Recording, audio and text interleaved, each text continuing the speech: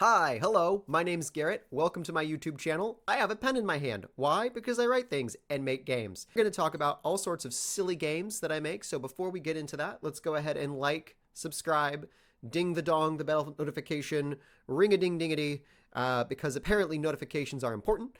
Subscribing is fun, and liking something makes me feel happy deep down inside. Whirl. And so yeah, this is going to be my, like I said, first video on YouTube. It's going to be a shitty video on YouTube, and that's the goal. All these videos are going to be shitty videos. I'm going to go ahead and put this out on the internet and then feel totally cringe, but that is the goal. Walrus is a narrative skirmish game. It is taking the best fun and excitement of like early role-playing games and bringing a little bit about that back into skirmish games. So like if Dungeons and Dragons was, what if we only played one character out of a war game and then we went through the dungeon and we got into the castle and that's excitement and that became the game Chainmail? What if instead we took Dungeons and Dragons and went backwards because it's 2025 and we are in the era of remakes. So let's remake a miniature war game with what we've learned from role-playing games. Two warbands from the Avowed faction, which is the faction that is the more religious-inspired faction. They have a bunch of different fun leaders. One of them is the Prophet. The other is the Inquisitor. So I have an Inquisitor versus Prophet game match going on, and it's a couple games in, and the Inquisitor has had just a hell of a time hitting people with a heavy weapon.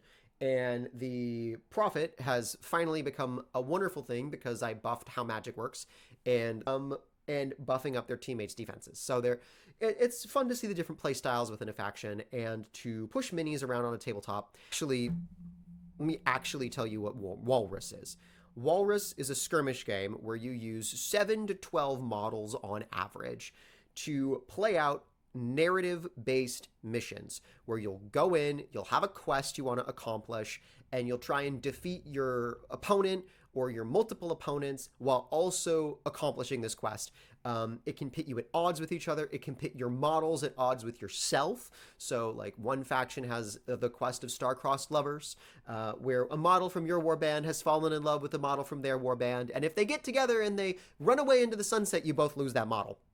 I've been having a blast with Walrus, finding all sorts of just ridiculous bonkers rules and deciding try them anyway, even if they are maybe bad design, because you never know if something's going to work until you've tried it. Right? At the table, we want the story to come out of the gameplay, not just a table that you roll at the end of the game. I've played a lot of skirmish games and war games where the story is like, okay, we fought each other, and then at the end of the game, we sit here and we roll on a table and see what happened, really.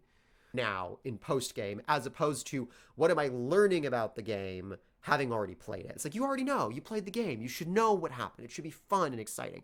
So when we talk about miniature games, we're talking about terrain, we're talking about plastic or metal miniatures, little guys, little buddies, right? I'm gonna put the rules up. I want to let people try the rules. Please let me know what you think if you actually get a chance to interact with them. Thank you for watching, and I'll catch you in the next one.